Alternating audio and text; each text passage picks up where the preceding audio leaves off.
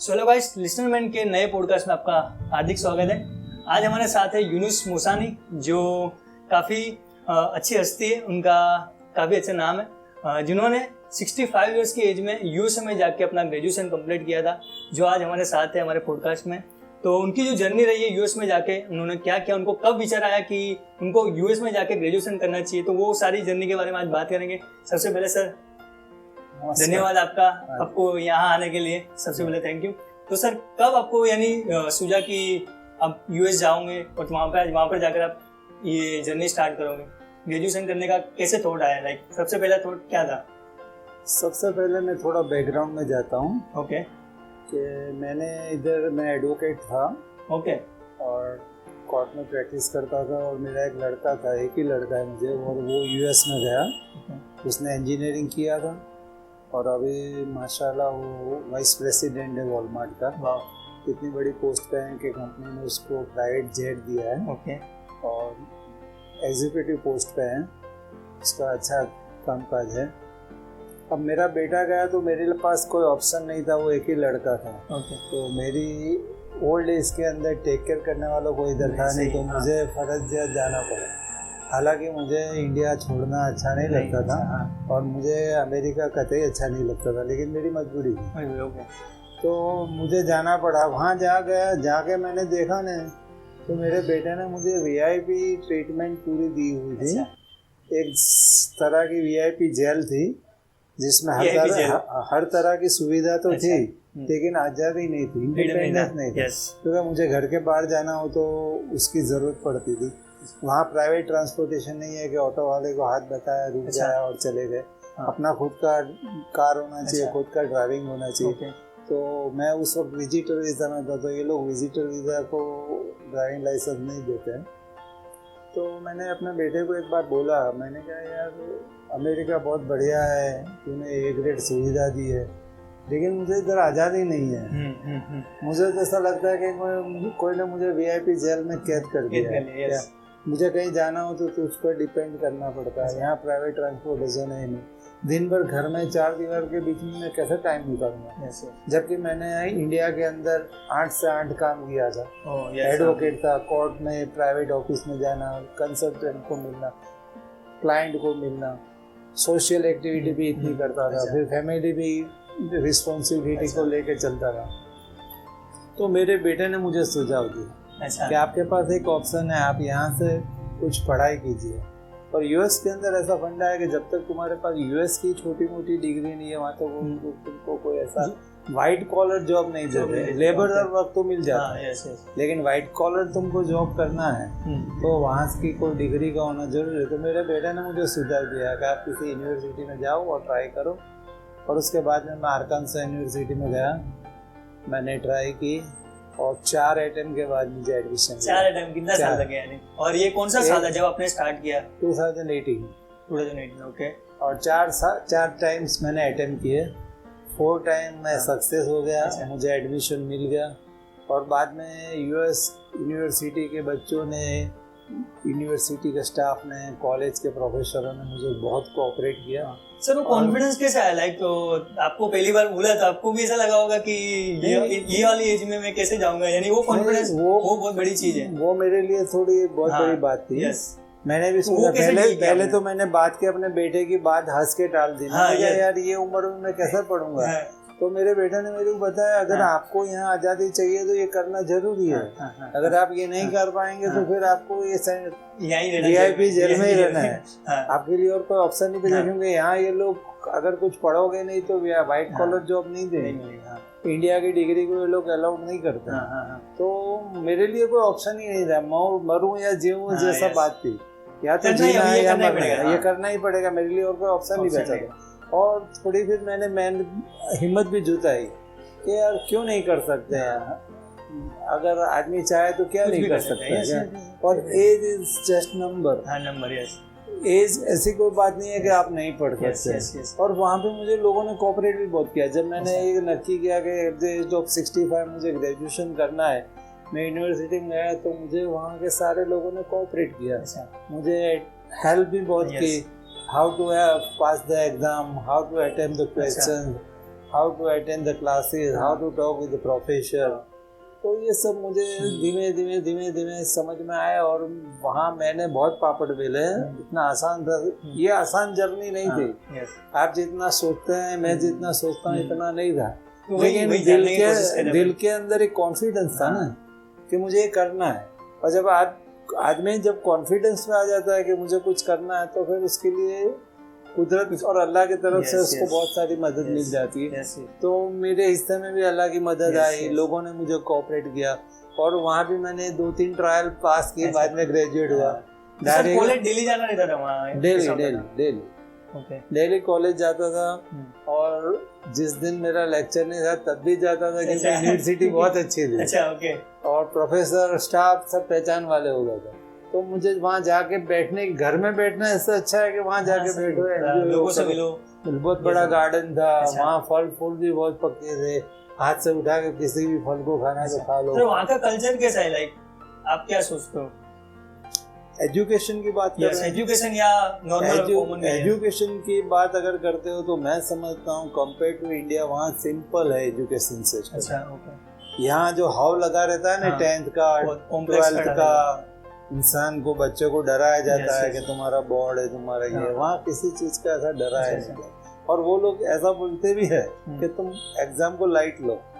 और दूसरा वहाँ क्या होता है कि 60% मार्क तो हमारे एक्सटर्नल होते हैं, 40% का ही पेपर होता है। अब 60% में क्या होता है, मेरी अटेंडेंस, मेरा प्रोफेसर से व्यवहार, बच्चों के साथ मेरा व्यवहार, क्लास में मेरा बिहेवियर, मैं हर टाइम प्रोफेसर को आंसर देता हूँ कि नहीं, होमवर्क करता हूँ कि नहीं, ये सब बात को दे जाती। तो मैं तो बहुत रेगुलर और सिंसियर था, डेली क्लास जाता था, प्रोफेसरों के साथ मेरा अच्छा व्यवहार था, स्टूडेंट के साथ अच्छा था, कंप्लीट होमवर्क लेके जाता था। तो 60% तो मुझे ऐसे ही मिल गया, तो मुझे फेल होने का तो कोई चांस ही नहीं था। 40% जो मुझे जो भी मिले, 10, 15, 20, 25 व्हाटएवर, इट्स ओके।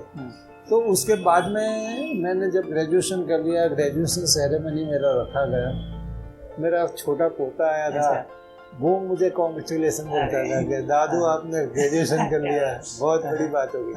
और बाद में मुझे वही यूनिवर्सिटी में असिस्टेंट प्रोफेसर की जॉब मिल गया, आरकानसा यूनिवर्सिटी में। और जो मेरी प्रोफेसर थी जिसने मुझे एनकरेज किया था पढ़ाई के लिए, उसी ने मुझे अपना असिस्टेंट बना लिया और मेरे को वहाँ पे रखा। लेकिन अभी जब मैं इंडिया आया उससे पहले हम लोग इंडिया कब आए सर? अभी मैं यहाँ नवंबर में आया, नवंबर 1 को। उसके पहले 3 महीने पहले यानी अगस्त के आसपास हम लोग आरकानसा से कैलिफोर्निया मूव हो गए। तो फिर 3 महीने के लिए मैंने जॉब नहीं ढूंढी, क्योंकि वहाँ फिर अगर एक बार मैं जॉब करता हूँ तो मुझे लंबी छुट्टी नहीं मिलती, और मैं जब भी इंडिया आता हूँ तो 6 महीना रहता हूँ, इतनी छुट्टी नहीं मिलती है। तो फिर 2-3 महीने के लिए जॉब करो, फिर रिजाइन करो। हाँ, वो तो आरकानसा से छोड़ दिया, क्योंकि वो स्टेट ही छोड़ दिया ना मैंने। लेकिन आप जाओगे वापस? हाँ, जाऊँगा, मैं ट्राई करूँगा जॉब की, और मुझे उम्मीद है मुझे जॉब भी मिल जाएगी। और यूएस के अंदर एक बात मैंने ये देखी है कि वहाँ हार्ड वर्कर को बहुत एक्सेप्ट करते हैं, वेलकम करते हैं। अगर तुम्हारे अंदर कुछ काम करने की जगह है तो वो लोग सपोर्ट भी तुमको इतना ही करते हैं, और काम करने की इतनी मजा आती है। अपना हायर स्टाफ भी अच्छा होता है, अपना लोअर स्टाफ भी अच्छा होता है, सपोर्टिव, पब्लिक भी वो जो आती है जिससे हम काम कर रहे हैं वो भी बहुत कोऑपरेटिव होते हैं, वो हमारी फीलिंग्स को समझते हैं, कभी हमारे साथ मेस बिहेवियर नहीं करते। तो मेरा तो अच्छा रिकॉर्ड है यूनिवर्सिटी में, तो मुझे इंशाल्लाह उम्मीद है कि मुझे कैलिफोर्निया में भी मिल जाएगी, लेकिन मैं अब जाके ट्राई करूँगा। तो सर आप यूएस गए, कोई ऐसा कोई किस्सा यूएस का जो आप शेयर करना चाहते हो? क्या कॉलेज टाइम का आपका ये ग्रेजुएशन आपने किया, उसके अंदर कोई ऐसा कुछ किस्सा? कॉलेज के अंदर तो बहुत सारे किस्से हैं। बच्चों ने बहुत मुझे कोऑपरेट किया है, हर जगह कोऑपरेट किया है, किसी भी बात को मेरा टाला है। सब मेरे दोस्त हो गए, जो लोग मुझे बोलते थे भाई कभी भी तुमको जरूरत तुमको फ़ोन करना, हम आ जाएंगे, वो मुझे ले जाते थे, मुझे कहीं भी जाना हो। फिर मुझे अपने बच्चे की हेल्प की जरूरत नहीं रहती, क्योंकि मेरा अपना ही सर्कल हो गया था इतना बड़ा। और दूसरा, मैं पहली बार मैं जब यूएस गया तो मेरा एक फ्रेंड आया था, भरत भाई साबू वाला, मेरे साथ। ओके। और हम दोनों मिलके गए थे। तब मुझे एक बार हम लोग न्यूयॉर्क से न्यू जर्सी जाते थे और मेरी ट्रेन मिस हो गई। वो बैठ गया और मैं रह गया प्लेटफॉर्म पर। बाद में एक बंदा था, वो पाकिस्तानी था, वहाँ यूएस के अंदर एक बात ये है कि किसी के पास टाइम नहीं है। हाँ यस, वो बहुत लोग फास्ट है। हाँ, वो लोग तुमको हेल्प करेंगे जो अपनी लिमिट में आती है इतनी करेंगे। हाँ, जो तुम अपना नुकसान होके नहीं करेंगे। नहीं, अपना नुकसान भी नहीं, अपनी लिमिट में करेंगे, अपने दायरे में करेंगे। अगर उससे ज्यादा तुमको हेल्प चाहिए तो हाथ ऊंचे कर लेंगे अच्छा, कि I am not helping you. पर इंडिया में हेल्पिंग थोड़ा अपने यहाँ पर चल रहा ज्यादा है, वहाँ इतना नहीं। तो पाकिस्तानी ने देखा कि बंदा ट्रेन चूक गया है, तो उसने मुझे बताया एक काम कर भाई, मैं तेरे को ट्रेन में बिठा देता हूँ, न्यूयॉर्क में तेरा भाई, तेरा फ्रेंड जो आगे गया है वो तुझे को मिल जाएगा, ले जाएगा। तो मैं बैठ गया, मैं पहुंचा न्यूयॉर्क और मेरा फ्रेंड न्यूयॉर्क आया नहीं था, गलती से वो गलत ट्रेन में बैठ गया। अच्छा, वो वही गलत ट्रेन में बैठ गया। वही गलत ट्रेन में बैठ गया, तो वो वापिस न्यू जर्सी आया। वो उसको मैं न्यू और आप वहाँ से जर्सी, निकल गए। मैं निकल गया क्योंकि न्यू जर्सी वो मेरे को मिला नहीं, मैं निकल गया। और जब मैं आया वहाँ पे तो वो पाकिस्तानी को बोला, आप बोले अब मैं तुमको नहीं हेल्प करूँ, मुझे ड्यूटी मेरा पे जितना जाना हो है। सका था। हाँ, एक काम करो, वो सिक्योरिटी ऑफिसर है, आप उसको मिलो, वो आपको हेल्प करेंगे। और वो सिक्योरिटी ऑफिसर के पास वो बहुत बड़ा आईपीएस ऑफिसर जैसा बंदा था, उसको जाके मैंने मेरी स्टोरी बताई। मैंने कहा मेरे पास कुछ भी नहीं है, सारा पैसा पर्स सब मेरे दोस्त के पास है, मैं इधर ट्रेन में आ गया हूँ और इधर आ गया हूँ, उसको हमको यहाँ से जाना था क्या, तो इस तरह मैं इससे अलग हो गया। तो उसने मुझे बहुत कोऑपरेट किया कि आप फिक्र मत करो, आप सही जगह पर आए हैं, अब तुमको तुम्हारे घर पहुँचाने की जिम्मेदारी मेरी है, टेंशन लेने की कोई ज़रूरत नहीं है।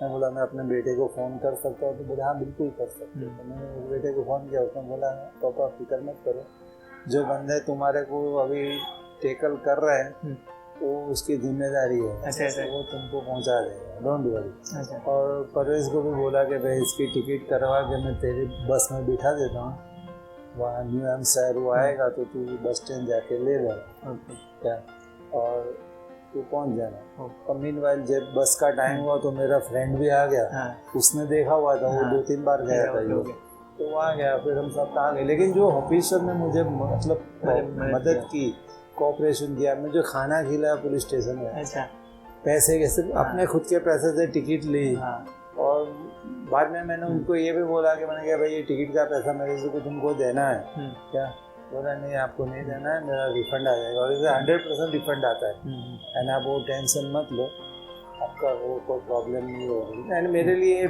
सबसे बेस्ट एक्सपीरियंस था यूएस का कि पुलिस डिपार्टमेंट ने मेरे को बहुत अच्छा कोऑपरेट, जैसे इंडिया में अपना एक्सपेक्ट इतना नहीं कर सकते, पुलिस डिपार्टमेंट के लिए अपनी इम्प्रेशन इंडिया में वो है अपने थोड़ी वो है कि भाई पुलिस वाले अपने को सपोर्ट नहीं करते, कंपेयर टू दैट वो पुलिस वाले ने मुझे बहुत सपोर्ट। अपने यहाँ पुलिस वाले से लोग डरते हैं, ऊपर से डरना नहीं चाहिए, वो हमारे रखवाले। हाँ, वो डरना, पर हमारे यहाँ है ऐसा, तो हम क्या करें, हो गया है क्या माहौल ऐसा हो, जब वहाँ नहीं था, वो कमिश्नर लेवल का बंदा, ऐसा नहीं कि मामूली छोटा पुलिस वाला था, बाकी उसने बहुत कोऑपरेट किया, मुझे 3 घंटा संभाल के रखा उसने। और सर मेरा एक क्वेश्चन एक और है कि यहाँ पर जैसे कि अपन इंडिया से लोग बाहर जाते हैं ना, तो ऐसा लगता है कि आपको इंग्लिश आना ही चाहिए, वो हुआ हो गया लाइक कि आपको इंग्लिश आना ही होगा तो ही आप सर्वाइव कर पाओगे, तो ऐसा आपको क्या लगता है, आपको आता था कि आप जब गए तब?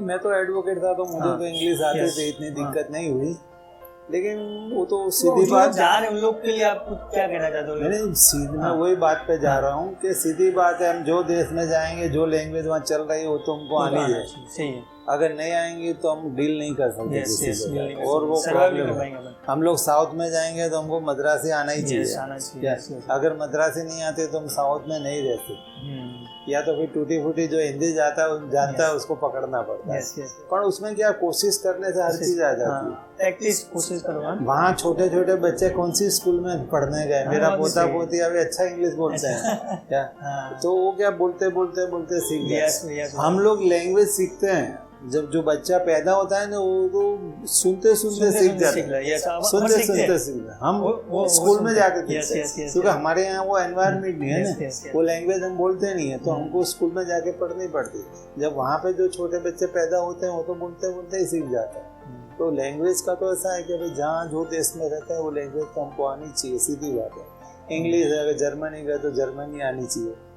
तो जहाँ गए जो भी लैंग्वेज है वो तो हमको आनी चाहिए। और शुरू में दिक्कत पड़ती है, लेकिन दूसरा क्या है कि जितने भी गवर्नमेंट हॉस्पिटल है, गवर्नमेंट ऑफिस है, वहाँ इंटरप्रीटर होते हैं। तुम बोलोगे कि भाई मुझे अंग्रेजी नहीं आती, तो लोग इंटरप्रीटर रखते हैं। अच्छा, वो सवाल करेगा इंटरप्रेटर अच्छा। को, वो मेरे को हिंदी में बताएगा, मैं हिंदी में आंसर दूंगा, वो उसको अच्छा। इंग्लिश में जवाब बताएगा। हाँ, ऐसे इंटरप्रेटर होता ऐसा है। होता है। तो उसकी मदद से हमारा काम चल जाता है, धीमे धीमे सीख जाते रहते हैं। और जो लोग जा रहे हैं अभी इंडिया से, बहुत सारे लोग अभी थोड़ा वेव चल रहा है, लोग कनाडा जा रहे हैं, यूएस जा रहे हैं, तो उनके जो यंगस्टर अभी बहुत पढ़ाई करने के लिए, एजुकेशन लेने के लिए जा रहे हैं, तो उन लोग के लिए क्या टिप्स है, क्या आप देना चाहोगे? मैं एक बात इनको बोलूंगा कि भाई कोई भी चीज़ इजी नहीं होती है। तुम चाहे दुनिया के किसी भी छेड़े पे चले जाओ, अगर तुम में कोई टैलेंट नहीं होगी, तुम्हारे पास हार्डवर्क नहीं होगा, तो तुम कहीं नहीं टिकोगे। फिर छोटी मोटी मजदूरी कर ली और रुक गए, वो बात अलग होती है। अगर तुमको मेरे बेटे की तरह हायर लेवल पे आना है, एग्जीक्यूटिव पोस्ट पे आना है, तो बहुत हार्डवर्क। आज भी मेरा बेटा 18 घंटे काम करता है दिन में। सर आपका बेटा कब गया था? लाइक 2000, हाँ 2000। Okay okay. मेरे वो एजुकेशन पर्पस पे गए थे? हाँ, वो मास्टर्स करने गया था। अच्छा, बैचलर उसने यहाँ किया था इंजीनियरिंग में, वहाँ उसने मास्टर कंप्यूटर में किया, और फिर वो वहीं जॉब में करे, वहीं सेटल हो गया। वो आते हैं इंडिया? बहुत कम आता है। अब मैं जाता हूँ ना, वहाँ तो नहीं आता है ना, उसके आने की जरूरत नहीं, मैं ही चला जाता हूँ। अच्छा। पहले वो आता था जब मेरे पास वीजा नहीं थे, अच्छा। विजिटर वीजा थे, जब वो आता था साल में एक बार आता था। और वैसे अभी वो इंडिया में आता है 4-5 टाइम आता है साल में, लेकिन बेंगलोर आता है, उसकी ऑफिस बेंगलोर है। ओके। तो इंडिया में तो उसका आना है, आज की तारीख में भी आता है, लेकिन अहमदाबाद वो नहीं आता, क्योंकि हम लोग इधर होते नहीं है, तो फिर उसको कोई मतलब नहीं है आने का, तो नहीं आता। तो जितने भी बच्चे जो जा रहे हैं फॉरेन में, चाहे यूएस जाए, कनाडा जाए, यूके जाए, जर्मनी जाए, तो मेरे को सबको एक ही मेरा संदेश है कि हार्डवर्क करने की नीयत से जाओ। और एक बात मैं आपको बोलूँगा, हार्डवर्क भी स्मार्टनेस के साथ होना चाहिए। ओके, यस, हाँ। गधे की तरह मजदूरी नहीं हाँ, करना है, yes, स्मार्टनेस के साथ हार्डवर्क करना है। और स्मार्टनेस के साथ हार्डवर्क होगा तो ही उसका रिजल्ट मिलेगा। और दूसरा क्या है कि किसी को नासीपास होने की जरूरत नहीं है। हम अगर बैट लेके क्रिकेट के मैदान में उतर गए, तो जरूरी नहीं है हम भी सचिन तेंदुलकर बनेंगे, क्या कि विराट कोहली बनेंगे या महेंद्र सिंह धोनी बनेंगे, लेकिन हम जो भी बनेंगे अच्छे बनेंगे। अच्छा, हमारी मेहनत होनी चाहिए, और हमारे नाम से हम पहचाने जाए। ये बहुत बढ़िया। आप आदमी को अपनी खुद की पहचान खुद को करनी है। दूसरा कि अभी मैं आया हूँ 6 महीने के लिए, मुझे मेरे दोस्त मिल गए, अच्छा सपोर्ट इन्होंने किया। नरसी भाई ओके, बहुत अच्छा सपोर्ट करते हैं, बहुत कोऑपरेटिव है। और मेरा ऐसा प्लान है उनको भी एक बार यूएस दिखा दूंगा मैं। नहीं ट्राई करूंगा इंशाल्लाह वीजा की। लेकिन ऐसे लोगों का यहाँ मिलना भी एक इत्तेफाक होता है। ये नसीब से इंसान को मिलता है। किसी अच्छे दोस्त का मिलना भी एक नसीब होता है। हर बंदे को ऐसा दोस्त भी नहीं मिलता है। अच्छे इंसान मिलना अभी के माहौल में बहुत से आप अच्छे हो सकते हो, पर आपको भी अच्छा मिलेगा, ऐसा इंसान नहीं हो सकता है, बहुत कम हो। लेकिन हमको अच्छा मिल जाएगा क्योंकि हम अच्छे हैं, हम अच्छे हैं, ये भी है, तो मिल जाएगा। और बुरा भी हो सकता है, ऐसा कुछ भी नहीं होता है। अच्छे बुरे एक्सपीरियंस तो लाइफ में चलते रहते हैं। लेकिन मेरा तो इतना ही कहना है, जो भी यूएस जाते हैं, कनाडा जाते हैं, जर्मनी जाते हैं, यूके जाते हैं, कि भाई हार्डवर्क करने की नीयत से जाना और स्मार्ट हार्डवर्क करना। अभी मोदी जी ने अपनी एक स्पीच में मेरे को बताया था, और मैंने सुना था, उन्होंने बताया था ये हार्डवर्क और स्मार्टनेस के बारे में, कि एक बार एक कौवे को पानी पीना था, पॉट में पानी नहीं पहुंच पाती, उसकी चांद नहीं डूब रही थी क्योंकि पानी कम था। तो उसने हार्डवर्क के साथ स्मार्टनेस यूज करी, छोटे छोटे पत्थर डाले और पानी ऊपर लाया और उसने पानी पिया। तो ये हार्डवर्क तो है, लेकिन स्मार्टनेस भी है कि विद स्मार्टनेस उतना हार्डवर्क है। इतना बड़े बड़े पत्थर तो वो चक्के डाल नहीं सकता था। इसी तरह उन्होंने एक दाखला ये भी दिया था कि हम लोग पहले जंगल में बोले मैं बहुत जाता था जंगल में, मैंने पूरे जंगल हिंदुस्तान के फैन दिए हुए। तो सुबह 5 बजे हमने जीप चालू करी, जीप चालू नहीं हुई, बहुत सैल मारे लोगों ने, धीके मारे, लेकिन गाड़ी चालू नहीं। कंट्रोल के 7 बजे मैकेनिक को बुलाया, कि मैकेनिक ने 1 सेकंड में गाड़ी चालू कर दे। तो मोदी जी को ताजुब हो गया, उसने बोला 500 रुपया दे दो। मोदी जी के 500 रुपया, यार तुमने किया ही क्या? बोले जो मैंने किया वो तुम नहीं कर सकते, तुम 2 घंटे से कोशिश कर रहे थे ना। हाँ, तुमसे नहीं हुआ ना, मेरा मेहनत का पैसा और मेरी स्मार्टनेस का पैसा, और वो भी आज से 50 साल पहले के 500 रुपये। अभी के तो 5000 भी बोल सकते हो, 50,000 भी बोल सकते हैं। तो हार्डवर्क विद स्मार्टनेस, ये कॉम्बिनेशन होना बहुत जरूरी होता है। इंसान खाली पुस्तकीय ज्ञान भी काम में नहीं आता। थोड़ा एक्सपीरियंस भी जरूरी है। और दूसरा ये है कि मैं ऐसा मानता हूँ कि इंसान की कामयाबी का सबसे बड़ा राज क्या है आपको मालूम है? क्या? कि वक्त पे इंसान को प्रॉपर एडवाइस मिलना। इन टाइम अगर तुमको किसी ने अच्छी एडवाइस दे दी तो तुम पार हो गए। अगर इन टाइम एडवाइस नहीं मिली तो तुम कामयाब नहीं हो सकते। कुछ लोग बोलते हैं कि एडवाइस तो मिलती है लोगों की, पर उसको सुन के आपका कुछ बनाओ। लाइक किसने बोला कि ये कर दे तो फिर वो करने नहीं लग जाना चाहिए। एडवाइस सॉरी फॉर इंटरप्शन, मैं एडवाइस का मतलब ये नहीं बोलता जो एडवाइस आपने सलाह देते हैं वो नहीं। ये एडवाइस होती है नॉलेज की। Knowledge, okay. कि जैसे मेरा बेटा लास्ट सेम के अंदर MIT कैम्ब्रिज में एडमिशन मिल गया था उसको। MIT Cambridge is one of the best university of the world, not in the USA। अब वो यूनिवर्सिटी में सिर्फ 2 इंडियन सिलेक्ट हुए थे, उसमें मेरा एक बेटा था। और वहाँ का जो प्रोफेसर था इंचार्ज कौशिक नाथ, वो बंगाली था। अब मीनवाइल मेरे बेटे को क्या हुआ, IIT शिकागो से ग्रेजुएशन का दे दिया उन्होंने। मेरा अच्छा रिजल्ट आया था ना, तो उन्होंने एक सेमेस्टर, मैं ऐसा अपने जैसा नहीं है कि 4 साल में ग्रेजुएट करो। अच्छा, तुम अगर अच्छी क्रेडिट लाते हो, ज़्यादा सब्जेक्ट एक साथ एग्जाम देते हो तो 3 साल में भी ग्रेजुएट हो, 2 साल में भी ग्रेजुएट हो। अपने जैसे यहाँ टाइमिंग का कोई बंधन नहीं। तो उसका एक सेमेस्टर उन लोगों ने उसको अप कर दिया और उसको डिग्री दे दी। तो बाद में मेरे बेटे ने बोला मेरे को नहीं पढ़ना है MIT में होता, मैंने बहुत पढ़ लिया, मेरे को कमाना है, बहुत इधर मैंने मेहनत कर ली है क्या। तो कौशिक नाथ ने उसको बोला कि यार तू ये बहुत बड़ी भूल कर रहा है। MIT कैम्ब्रिज में तू तो नसीबदार है, एडमिशन मिला, 2 इंडियन है और मुस्लिम तो पूरी यूनिवर्सिटी के इतिहास में कोई भी नहीं आया तक। You are the only one Muslim who select this university. तो बोले ये तो तक मत छोड़, लेकिन उसका मूड नहीं बना तो उसने बोला नहीं मुझे अब नहीं पढ़ना है। उसने ऐसा भी बोला कि भाई यहाँ कैंपस में अच्छी कंपनी आती है, तेरे को जॉब अच्छी मिल जाएगी। तो फिर उसका बस मन लग गया था कि मुझे पढ़ाई नहीं करनी, डिग्री मिल गया, मुझे काम ही करना है। तो उसने फिर उसको एक सलाह, भाई नहीं पढ़ना है तेरी मर्जी, मैं ज़बरदस्ती नहीं करता, लेकिन तू तेरा कैरियर सप्लाई चेन में बनाना। सप्लाई चेन में अगर तूने तेरा कैरियर बनाया है, सप्लाई चेन जो भी ऑनलाइन बिजनेस चल रहा है ना, सब कंपनी ये अमेज़न वाले सप्लाई कर रहे हैं ना, ई कॉमर्स सप्लाई चेन बोलते हैं इसको, का सॉफ्टवेयर सप्लाई चेन पे होता है। बोले उस पर तो मास्टरी बनाना और उसमें मैन रहना, तो तेरे पास हमेशा 10 जॉब तेरी जेब में होगी। और आने वाला वक्त सप्लाई चेन का ऑनलाइन बिजनेस बढ़ने वाला है। और वो बात सच हुई। और आज मेरे बेटे के पास जेब में हमेशा 10 जॉब रहती है। कंपनी सामने से उसको बुलाती है तो भाई तू आ जा, तेरे को जो चाहिए वो पकड़ दे। तो ये भी एक बात होती है कि प्रॉपर टाइम पे प्रॉपर एडवाइस मिली, प्रॉपर टाइम, हाँ, और उस पर उसने फोकस किया, अप्लाई किया कि नहीं बराबर है, चलो मैं सप्लाई, मैं पढ़ूंगा नहीं लेकिन सप्लाई चेन में ही जाऊंगा। और उन्हें सप्लाई चेन का फील्ड सिलेक्ट किया और वो अभी नंबर 1 पे है। ओके, तो यही है कि सर ने जो अभी आपको एडवाइस दिया उसको अप्लाई करना। अगर आप US जा रहे हो, अगर नहीं भी जा रहे हो तो भी सर ने जो भी बताया आपको उसको अप्लाई करना अपनी लाइफ में। तो हमारे साथ है यूनुस मोसानी, जिन्होंने 65 साल की उम्र में US में ग्रेजुएशन किया था और काफ़ी इंस्पायरिंग स्टोरी है। मुझे काफ़ी मज़ा आया इनकी स्टोरी जान के। तो और वो स्टोरी आप तक भी अभी पहुंच गई है। तो आपको कैसी लगी वो कमेंट सेक्शन में बताना, और वीडियो पसंद आए तो प्लीज़ लाइक कर दीजिएगा। और सर आप लास्ट में कुछ कहना चाहते हो? कुछ मैं यही कहना चाहूँगा कि भाई अगर मेरी ये स्टोरीज अगर कोई इंस्पायर होता है तो मेरे लिए सबसे बड़ी सक्सेस है। मैं ये समझूंगा कि मैं डिग्री लेके मुझे सर्टिफिकेट भले मिला, लेकिन 2 बच्चे अगर मुझसे इंस्पायर होकर पढ़ जाते हैं, आगे कुछ बन जाते हैं, तो that is the great success. वो तो सक्सेस है अपनी जगह पर, लेकिन ये मेन सक्सेस है। तो मैं यही कहूँगा कि ये स्टोरी को आप स्प्रेड करिए, ज़्यादा से ज़्यादा लोग इसको सुने, इससे इंस्पायर होए, अपना अपने फैमिली का, अपने देश का नाम रोशन